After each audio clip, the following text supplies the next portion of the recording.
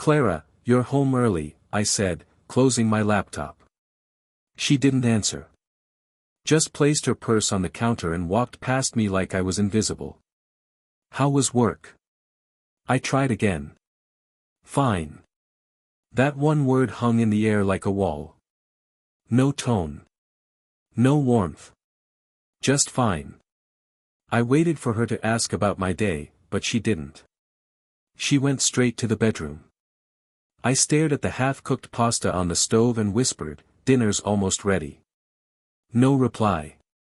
Only the sound of the door shutting. When I joined her later, she was scrolling on her phone.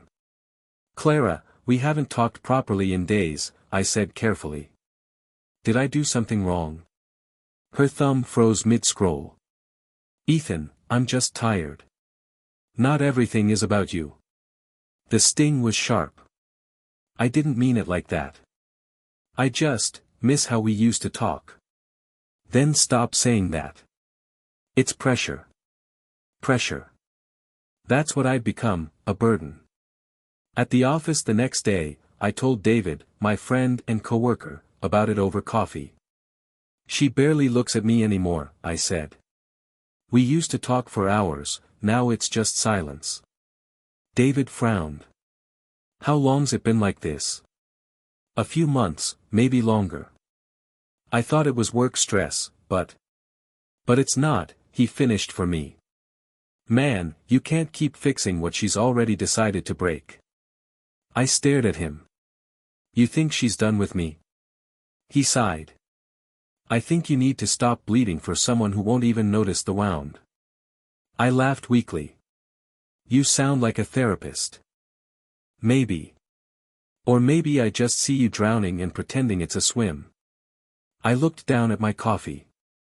It was cold, like everything else lately. That night, I made her favorite, lemon chicken and roasted vegetables. When she came in, I smiled. "Thought you might like this. It's been a while." She looked at the table, then at me. "You didn't have to." "I wanted to," I said. "We used to cook together on Fridays, remember?" She sat down reluctantly. We ate in silence. Forks against plates, nothing else. Finally, I asked, "Do you still love me?" Her hand paused midair. "Why would you ask that?" "Because I can't feel it anymore." She set her fork down. "Ethan, I don't know what you want me to say." "The truth," I said softly. "I'm just not in a good place right now. Can we not do this?" "Not in a good place," I repeated. "You mean with us?" "I mean everything." I nodded slowly, trying not to show how much it hurt. "Okay." Later that night, she slept facing the wall. I lay awake, staring at the ceiling. Her breathing was steady, distant. I whispered, "Clara, do you even notice me anymore?" Silence answered. I remembered the nights we stayed up talking about dreams, places we travel, kids we might have. Now, even the air between us felt like strangers. I wanted to shake her, make her look at me, but all I did was whisper, "Good night." No reply. The next morning, she left early. No goodbye, just the sound of her heels fading down the hallway. I sat at the table staring at her empty coffee cup. Half a sip left.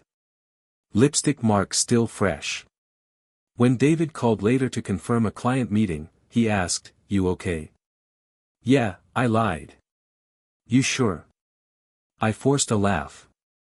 "You ever love someone so much you stop recognizing yourself?" He was quiet for a moment. "Yeah. And that's when you start losing twice, once for them, once for yourself." That evening, I found one of her old love notes while cleaning the drawer. It said, "You make me feel like home." I stared at it for a long time. When she came home, I held it out to her. "Remember this?" She barely looked at it. "Yeah." "Why?" "I just wondered when it stopped being true." She sighed. "Ethan, please don't start again."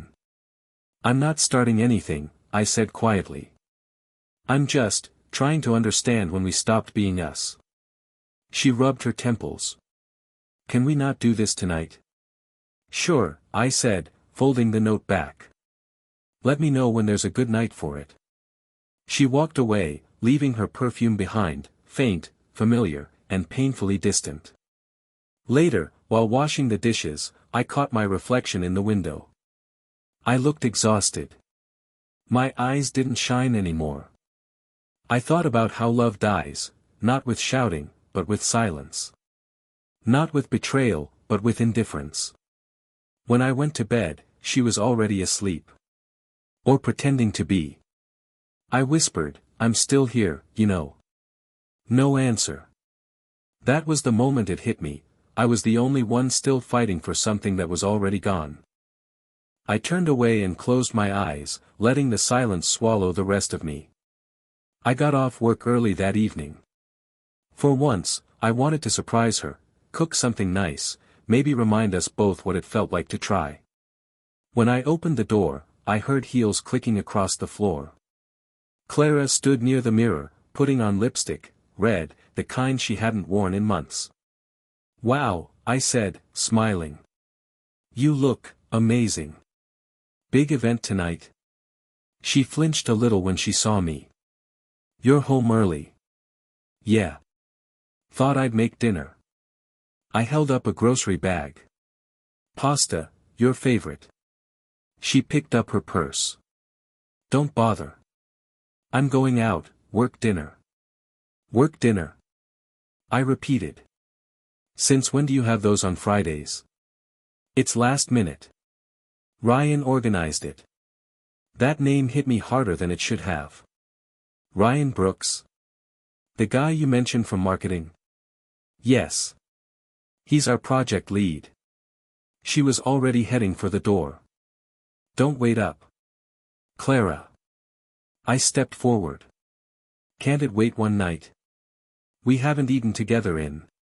Ethan, please, she cut in sharply. Don't make this difficult. I'm not. I stopped myself. Never mind. Have fun. Her eyes softened for half a second, then the door clicked shut. I stood there with 2 bags of groceries and a silence that felt heavier than ever. Something twisted inside me, curiosity, jealousy, fear, I couldn't name it. 15 minutes later, I grabbed my car keys. I didn't plan it, my body just moved. I told myself I only wanted to be sure. Her car was easy to spot, parked outside a small Italian restaurant on the west side. The same place we used to go for anniversaries. I sat across the street in my car, engine off, lights dim. And there she was, Clara, sitting by the window, smiling. Not the polite, forced smile she gave me lately. A real one.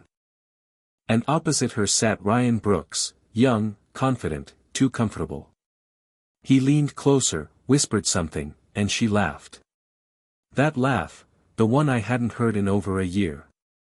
My hand tightened on the steering wheel. My heart didn't break, it froze. I wanted to burst in, yell, demand answers, but I didn't. I just watched. Like a stranger watching someone else's tragedy. She reached across the table, brushed her fingers against his. That was enough. I started the car and drove away. By the time I got home, the dinner ingredients were still on the counter. I stared at them for a while before sitting down. The house smelled like nothing, no perfume, no warmth, just emptiness. The clock ticked. I didn't cry. I didn't scream. I just sat there, staring at the chair across from me, the one she used to fill. When my phone buzzed, I jumped. A message from Clara. Running late. Don't wait up. I typed, okay. Then deleted it. Around 10 p.m., I heard a knock at the door. It was Emily, my neighbor, holding a parcel. Hey, Ethan. This got dropped at my place by mistake. Thanks, I said, forcing a smile. She hesitated. You okay? You look pale. I'm fine. Just tired. She nodded, then said casually, I saw Clara's car the other night, downtown, right? Must be working late again. Yeah, I murmured. She's been busy. Emily smiled awkwardly. She's lucky, you know. You always take such good care of things. Yeah, I said softly. Maybe too good. When she left, I leaned against the door and exhaled slowly. Even the neighbors noticed what I tried to ignore. By midnight, Clara still hadn't come home. I sat in the dark, phone in hand, staring at her contact photo, the one from our trip to the coast. She had sand in her hair and sunlight in her eyes. I whispered, where did that woman go? The silence answered, same as always. When the sound of her car finally echoed outside, I didn't move. The door opened quietly, her heels clicked down the hall. I spoke before she could. Did the work dinner go well? She froze. You're awake. Couldn't sleep. It was fine, she said quickly. Just, long. I didn't turn to face her. You look happy. Must have been a good night. She hesitated. Ethan, don't start. I'm not, I said flatly. Just making conversation. She sighed. I'm going to bed. Sure, I whispered. The door closed again. I sat there until I couldn't hear her footsteps anymore. Then I looked at the cold pasta on the stove. I thought betrayal would feel like fire, anger, shouting, something loud. But it didn't. It felt like drowning in silence. I took one last look toward the bedroom door, the thin line of light beneath it. She stopped waiting, I said to the empty room. And I stopped pretending. Then I turned off the light. The days started blending together, her silence, my pretending. Every morning felt the same, coffee gone cold, her eyes on her phone, my words hitting walls. Clara, I said one evening, as she walked past me. Can we talk? She didn't look up.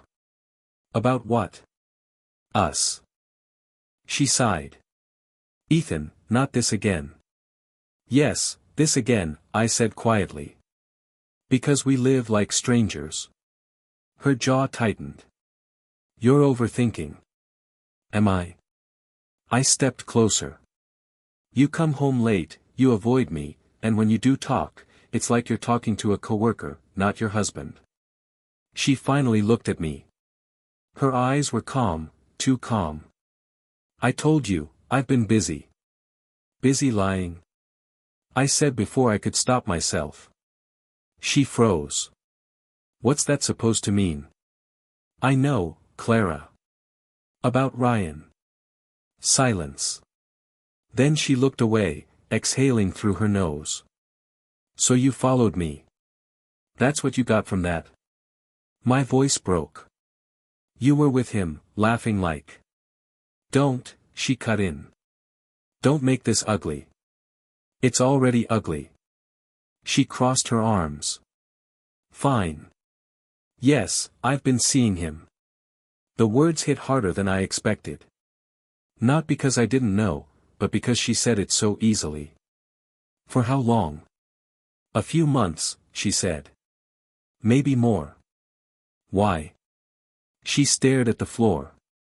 I don't know. I just fell out of love. I blinked. That's simple. I tried, Ethan, she said softly. But somewhere along the way, you changed. I laughed bitterly. I changed. Because I stopped being fun when I started carrying everything alone. You became distant, she said. Always tired, always serious. I was trying to save us, I said. You gave up first. She shook her head. You're making this harder than it needs to be. Harder? I whispered. You just told me you stopped loving me. Her eyes flicked up, but there was no guilt, just pity. I didn't mean to hurt you. Yes, you did, I said quietly. You just didn't care enough not to. We stood in silence for a long time. I waited for her to take it back, to reach for me, to say something. But she didn't. Finally, I said, "So that's it?" She looked away. "Maybe it's better if you stay with David for a while. Give us space." "Us?" I said. "There is no us." She didn't answer. I walked to the bedroom, grabbed a small bag, and started packing. A few shirts, a pair of jeans, my toothbrush. She stood in the doorway. "You're really leaving?" "I should have left the night I realized you stopped seeing me," I said, zipping the bag. "I didn't mean for it to end like this," she murmured. "Neither did I." She took a small step forward. "Ethan, please don't." "Don't what?" I interrupted. "Beg you to stay? Apologize for not being enough?" Her lips parted, but no sound came out. I slung the bag over my shoulder and walked past her. She didn't try to stop me. When I reached the door, she said softly, "Where will you go?" "I don't know. But anywhere's better than here." Her eyes shimmered, but she blinked it away. "You'll regret this." "No," I said. "For the first time, I think I won't." The door clicked behind me. The night air hit my face, cold, sharp, real. I stood there for a long time, staring at the house that used to be ours. Part of me wanted to turn back, but something inside whispered, "Don't." I walked down the street, my footsteps echoing. The silence didn't hurt anymore. It just existed. For the first time, I felt nothing. No anger, no tears, just calm. That's when I understood, love doesn't always end with hate. Sometimes it just stops breathing. And that night, I promised myself one thing: I would never beg to be loved again. When I left, I didn't have a plan, just a direction. David's couch became my first stop, then a small apartment in a city where no one knew my name. The air felt different here, clean, empty. I told myself emptiness was good. It meant nothing could hurt. David set me up with a job at Turner & Company. "You'll like him," he said. "Turner's old school but fair. Just show up, work hard, and don't disappear again." "Disappearing's the only thing I'm good at lately," I muttered. He gave me a look. "Try being good at living instead." I didn't answer. Mr. Turner's office smelled of coffee and books. He glanced at my resume, then at me. "You've got experience, but your eyes say you've been through a war." "Something like that," I said. "You looking for a job or a place to start over?" "Both." He nodded slowly. "Then earn your second chance. We start early, we end late. No pity here, just purpose. You can handle that?" "I can handle anything," I said, maybe too quickly. He smiled faintly. "Good. Report to Sophie Lynn tomorrow. She'll show you the ropes." Sophie was quiet, methodical. She typed like her fingers were racing thoughts. On my first day, she slid a folder toward me. "These are your projects. Don't panic, it's not as bad as it looks." I flipped through it. "This looks like 3 people's work." She smirked. "That's because it was.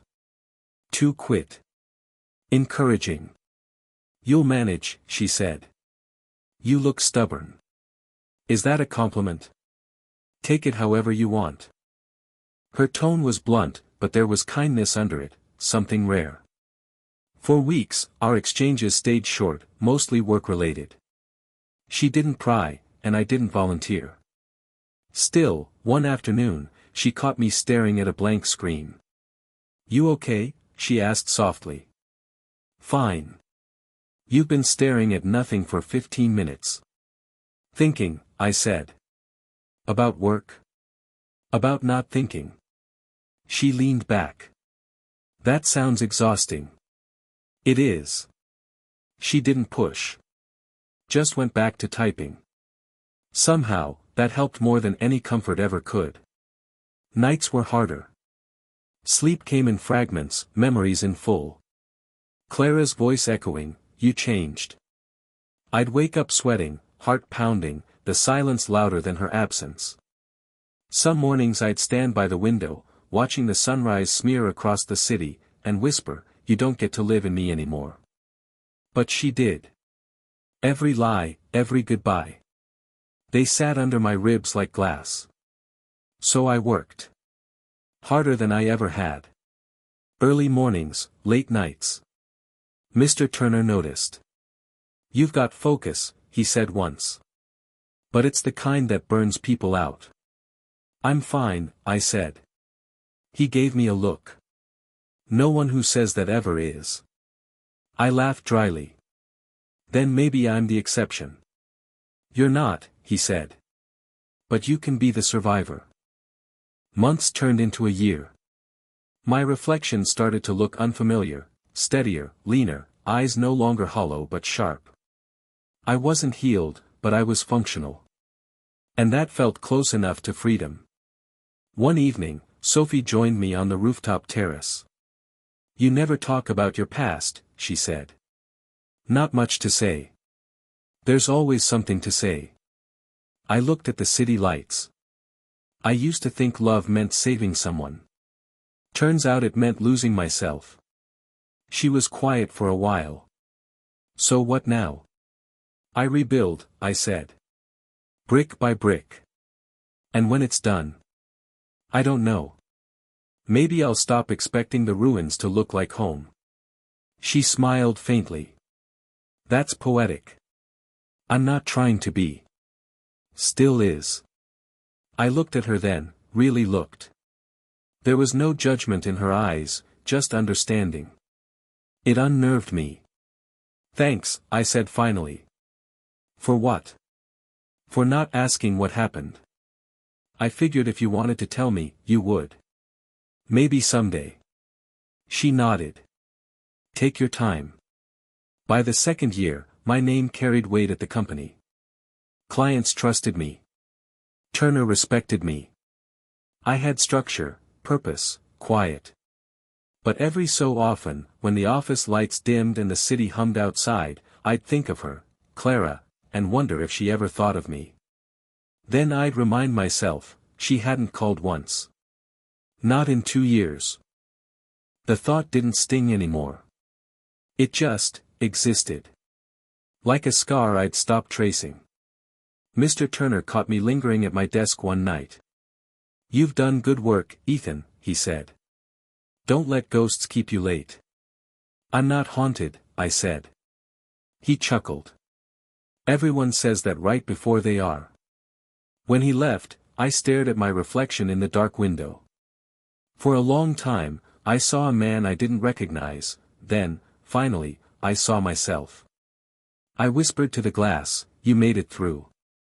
And for the first time, I believed it. Ladies and gentlemen, please welcome, Ethan Hale. The applause hit me like heat. I smiled, adjusted the mic, and looked out at a sea of faces waiting to hear how I'd rebuilt myself. 5 years ago, I was just another name on a company roster. Today, I'm here to tell you that rock bottom can be the best foundation you ever stand on. People clapped again. Cameras flashed. Someone whispered, "That's him, the comeback guy." I spoke about creativity, resilience, and finding purpose after loss. What I didn't say was how much of that loss still followed me home. After the event, a journalist cornered me backstage.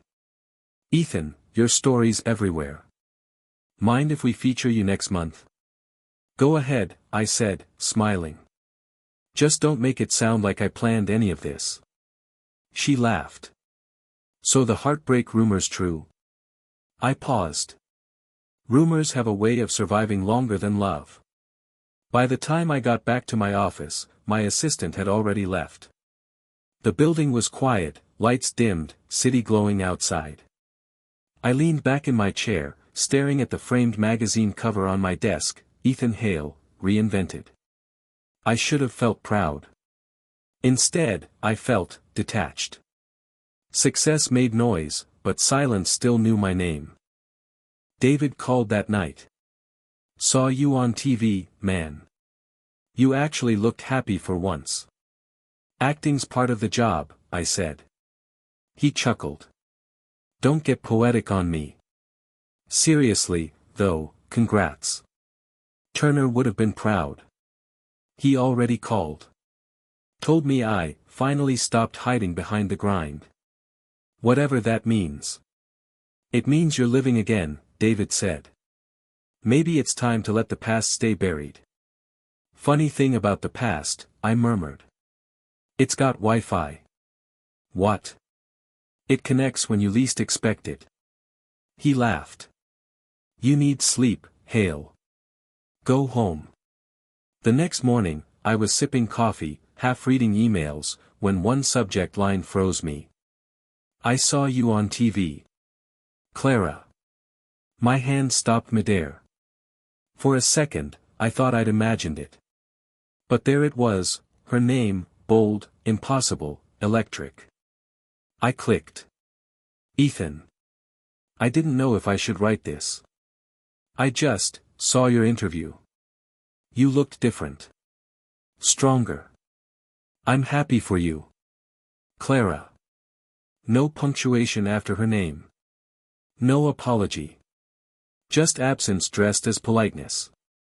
I stared at the screen for a long time before dialing David. She wrote, I said. He went silent. Clara? Yeah. What did she want? To say she's happy for me. He exhaled hard. You're not replying, right? I don't know. Ethan, don't start that cycle again. I'm not starting anything. Just remembering. Then remember this too, he said. You already survived her once. I didn't reply. But I didn't delete the email either. That evening, during a studio meeting, Sophie caught me zoning out. You good? Yeah. Just tired. Lie better, she said. I sighed. Someone from my past reached out. Someone important. Once. She studied me quietly. You look like you've been punched. It's weird, I said. You spend years building walls, and one name can still crawl through the cracks. Names don't hurt, she said. Memories do. Same difference. Not really. She folded her arms. You've changed. You're not that guy anymore. I still feel like him sometimes. That's okay, she said softly. Healing doesn't mean forgetting. That night, I walked home instead of driving. The air was sharp, clean, alive. Neon lights reflected off the wet pavement, and somewhere between steps, I started laughing. 2 years ago, I couldn't even look at my own reflection without seeing what she broke. Now, the world knew my name for something I built. At a red light, I whispered, you don't get to define me anymore. A passerby glanced my way, confused. I smiled. Let him think I was crazy. Maybe I was. When I reached my apartment, I opened her email again. Read it twice. Then typed a reply. Clara. Thank you. I'm glad you're well. Ethan. I hovered over send, then hit delete draft. No response was the response she deserved. Days later, during another interview, the host leaned forward. Ethan, millions relate to your story, falling apart, starting over, thriving again. What's your biggest takeaway from all this? I smiled. That sometimes, losing everything saves you. Applause again. Lights again. And somewhere in the crowd, I imagined her, Clara, watching, realizing I'd built an entire world without her. After the show, my phone buzzed. Another email. I froze. But this time, it wasn't her. It was Sophie. You were incredible tonight. Dinner's on me tomorrow. You deserve a moment to breathe. I typed back. Only if you promise not to talk about work. Deal. I sat there, phone in hand, city lights flickering beyond the window. For years, I'd chased her ghost through every failure, every sleepless night. Now, the ghost was gone, and in its place, something quieter. Peace. Success didn't erase the pain, but it rewrote its meaning. Every scar had turned into punctuation in a story that was finally mine to tell. I closed my laptop, looked out at the skyline, and whispered, I made it. And for once, the silence didn't answer back. When I saw her name pop up again, my chest tightened. Clara Hale. Subject, please. Just one conversation. For 3 days, I didn't open it. Then curiosity, or maybe weakness, won. Ethan. I deserve your silence. But I can't live with what I did anymore. Ryan left me. I lost everything. I just want to see you. Once. Clara. I stared at those lines, remembering every night she walked past me like I was invisible. David called as if he sensed it. You're quiet. What happened? She emailed again. He groaned. Tell me you're not meeting her. I haven't decided. Ethan, you have decided. You're just pretending you haven't. I need to see her, I said quietly. Not for her. For me. We met at a cafe downtown. Neutral ground. When I walked in, she was already there, hands trembling around a cup of untouched coffee. Her eyes widened. You, God, Ethan, you look different.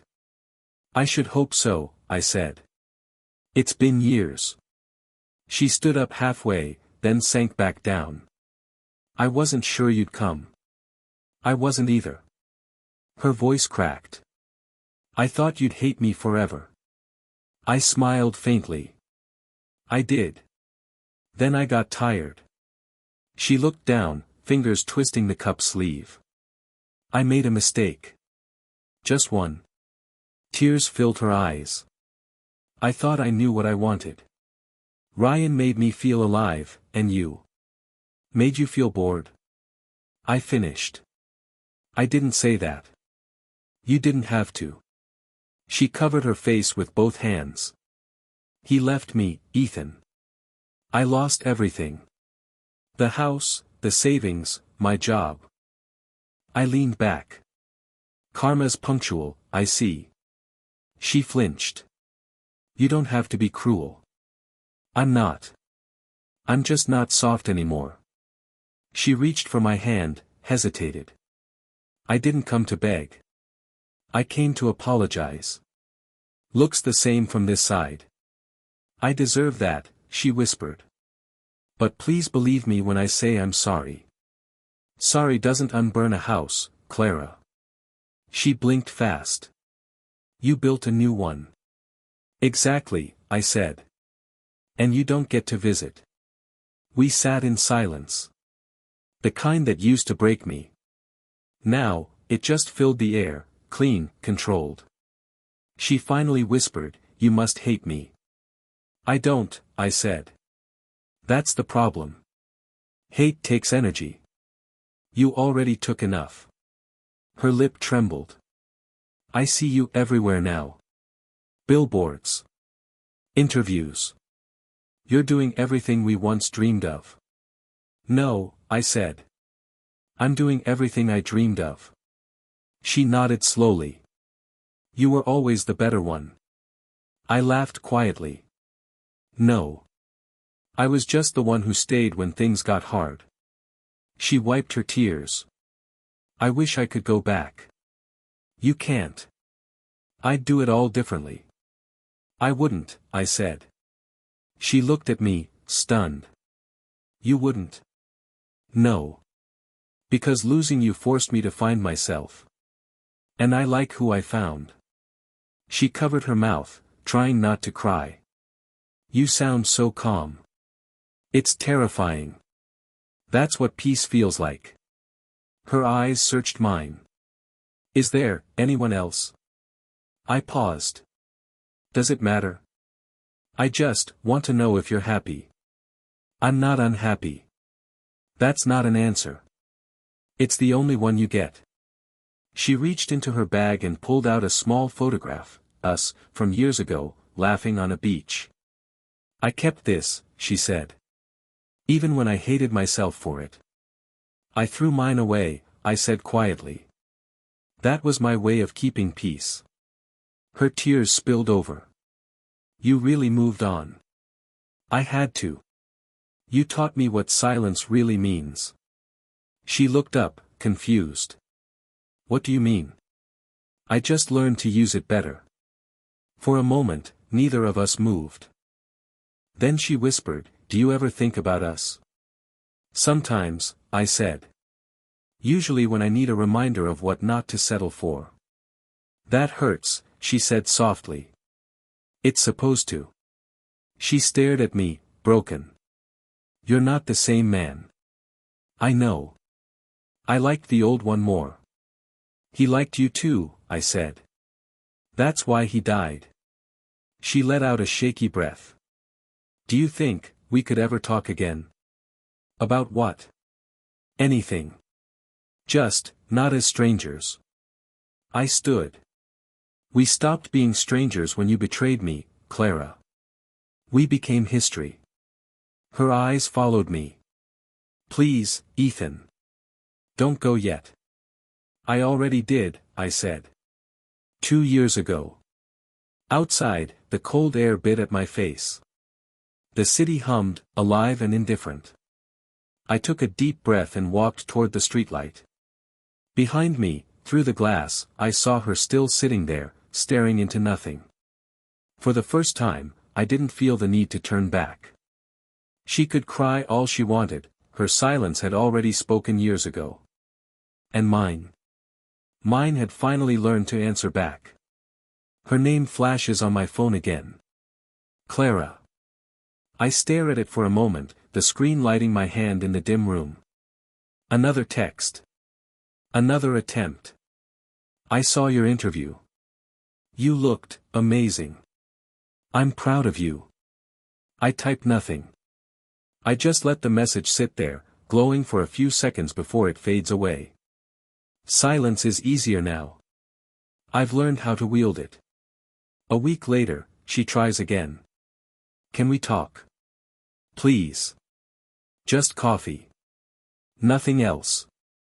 I reply this time, short, clean. I'm busy. Take care, Clara. That's all.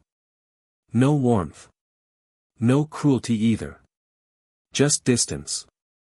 A few days later, during a meeting, my phone buzzes again. A friend, Maya, glances at me. Still her, she asks quietly. Still her, I say, without looking up. What does she want? Redemption. Or maybe just relevance. Maya gives a low whistle. She must hate watching your face everywhere now. Probably, I say, flipping through the presentation slides. Funny thing about karma, it never asks for your permission before showing up. Later that night, I scroll through social media out of habit.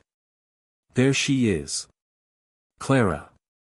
Her posts used to drip with perfection, dinners, travels, love captions with Ryan. Now, they're gone. Deleted. Replaced with vague quotes about resilience and healing. I smirk. The silence between her lines tells me everything. Then, one afternoon, I get a call from Liam, a mutual acquaintance. Hey, man. Just thought you should know. Clara's out of her firm. Apparently, Ryan's new wife made a few calls. Ah, I murmur, leaning back in my chair. The circle completes itself. Are you okay? He asks. I'm fine. I'm not the one who needs saving. 2 months later, the invitation comes, the Horizon Awards Gala. I'm nominated for Innovator of the Year. Fitting, considering the ashes I built from. As I walk into the venue that night, lights flash, cameras click, voices call my name. I move through it all like water, calm, composed, untouchable. Mr. Hale. Over here, a reporter calls. Smile for us, yes, the comeback star, another adds. Comeback star. I almost laugh at that. They see triumph. I still remember the ruin. Inside, the air hums with chatter and champagne. I take my seat near the stage. Across the room, I see her before my mind even processes it, Clara. She's thinner. Paler. The confidence that once wrapped around her like perfume is gone. Her dress hangs loosely, her eyes flicker like someone searching for an exit in a burning room. She spots me. Freezes. I don't move. I just meet her gaze. She hesitates, then walks toward me, slow, hesitant steps. Each one seems to cost her something. Hi, she whispers when she reaches me. Clara. I nod. Calm. Even. You look, she swallows. You look incredible. Thank you. I didn't know you'd be here. It's an award gala. My name's on the list. Her lips twitch, a half-smile that doesn't reach her eyes. Right. Of course. A beat of silence stretches between us. The noise of the room fades for a second. I've been meaning to say, she starts. I know, I interrupt softly. You've been saying it for months. I miss how things used to be. I tilt my head slightly. You mean when I was small enough for you to step on? Her eyes glisten. That's not fair. No, I say, voice low. Fairness never mattered to you back then. She opens her mouth, but no words come out. The music swells in the background, almost mocking. I lost everything, she says finally. Ryan left. My job's gone. My friends stopped calling. I heard. You don't sound surprised. I'm not, I admit. The universe has a strange sense of symmetry. Her shoulders shake. Do you hate me that much? I take a slow breath. I don't hate you, Clara. Hate takes energy. I spent mine building something better. A tear slips down her cheek. I never meant to hurt you the way I did. You meant every word back then. I remember. She covers her face with her hands for a moment. I was stupid. Blind. I thought success was about appearances. You always saw deeper. I glance toward the stage where my name flashes for the nomination. Maybe. But I had to drown before I learned to breathe underwater. When she looks up again, her mascara's running. I wish I could take it all back. You can't, I say quietly. But you can live with it. That's punishment enough. She trembles. You're so cold now. No, I correct her, standing up as applause ripples across the room. I'm just free. Her hand brushes my sleeve as I turn away. Please. Don't walk away again. I look back at her one last time, at the woman who once defined my pain. You taught me what silence really means, I tell her. I just learned to use it better. Her breath catches, but I don't stay to watch what follows. As I step onto the stage to accept my award, the spotlight hits me, bright, blinding, almost holy. Somewhere in the audience, Clara fades into the shadows. For years, she was the storm that drowned me. Tonight, she's just another face in the crowd. And me? I've become the calm after it. The night hums quietly around me. I sit on the balcony, legs stretched out, the city spread beneath me like a constellation that forgot how to stay still. Cars crawl through the streets, lights blink in distant windows, laughter floats from somewhere below, and I just breathe. The phone beside me lights up. One message. Clara. I stare at her name for a long moment before opening it. I wish I had loved you right when I had the chance. No apology this time. No excuses. Just that one line, simple, too late, and heavier than all her tears combined. I don't reply. I don't even type. For once, silence feels like the right kind of answer. The balcony door slides open. Maya steps out, holding 2 mugs. "You've been out here for hours," she says softly. "I know. You planning to freeze yourself into enlightenment?" I chuckle, taking the coffee from her. "Maybe. It's working so far." She leans on the railing beside me. "She texted again." I nod. "The final act, I think." "What did she say?" I show her the screen. She reads it, then exhales. "Wow. That's actually kind of sad." "Yeah. Are you going to answer?" "No." "Closure?" she asks. "Something like that. But not the kind that comes from words." Maya tilts her head. "You ever think about what you'd say if she showed up again?" I swirl the coffee, watching the reflection tremble. "Maybe I'd say thank you." "For what?" "For teaching me what not to chase." We fall quiet for a while, the wind playing with the curtains behind us. Down below, someone's playing a slow guitar on the street corner. The melody drifts up, soft, wistful, unfinished. Maya breaks the silence. "You ever miss her?" I laugh under my breath. "Sometimes I miss who I thought she was. That version was easier to love." That's honest. It took me years to get there. She looks at me, eyes kind. "You've changed." I had to. I sip my coffee. "You can't keep standing in a burning house and call it love." Maya smiles faintly. "You should write that down." I already did. I nod toward the small leather-bound journal on the table. When she goes back inside, I pick it up. The pages are filled with fragments, thoughts, scars turned into sentences, moments I didn't want to forget but couldn't live inside anymore. Tonight, the page is blank. I rest my pen against it and whisper, "All right, one last chapter." I start to write. This isn't about revenge anymore. It never really was. It was about becoming someone who didn't need closure from the same person who broke him. I thought her silence destroyed me once, but it only taught me to build peace where noise used to live. I pause. My handwriting looks steadier than I remember. Love should never have to beg. It should never have to compete with ego. I begged once, thinking it was devotion. It was just self-abandonment in disguise.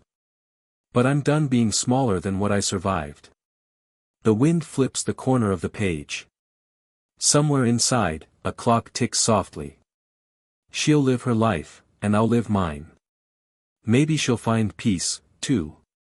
Maybe not. That's no longer my burden to carry. My phone buzzes again. Another message. "I hope you find someone who loves you better than I did." This time, I smile. It's not bitter, just quiet acceptance. I type a single sentence, then delete it before sending. She doesn't need my forgiveness. She already gave me my freedom. Later, I step out into the street. The night air wraps around me, cool and alive. The city hums like an old friend. Streetlights blur in the drizzle, and somewhere, a couple laughs under an umbrella. I slip my hands into my coat pockets and start walking with no real destination. My reflection glides beside me in the shop windows, the same face, different eyes. There's no anger left in them. Just calm. I think of Clara's last words. "I wish I had loved you right when I had the chance." I whisper to the empty street, "So do I." Not because I want her back, but because it would have been easier for both of us if she had. I pass a bookstore window and see one of the magazines with my face on the cover. The headline still feels surreal, "From Broken to Brilliant, the Man Who Rebuilt Himself." I almost laugh. They make it sound like some heroic rebirth. Truth is, healing didn't look like fire or glory. It looked like long nights alone, silence that tasted like regret, and slowly learning to breathe again. But maybe that's the point, not every comeback needs an audience. Some just need peace. At the next corner, I paused to watch the city skyline. The same skyline that once mocked me with memories now just feels neutral. Familiar. I whisper, I loved her once. The words leave my mouth like smoke, fading fast. Then I smile, a small, private smile meant for no one. But now, I murmur, I love my peace more. The wind brushes against my face, cool and clean, as if the city itself approves. I let it carry the last traces of her name away. No grand endings. No dramatic farewell. Just release. When I return home, I close the journal and tuck it onto the shelf. The final line glows faintly under the lamplight. Freedom doesn't come from forgetting. It comes from remembering without hurting. I pour myself a drink, lean back, and watch the skyline one last time before bed. Somewhere out there, Clara's probably staring at the same city, tracing the ghosts I left behind. But I don't feel her anymore. I don't need to. Tonight, the story ends not with revenge, but with peace. And for the first time in years, that's enough.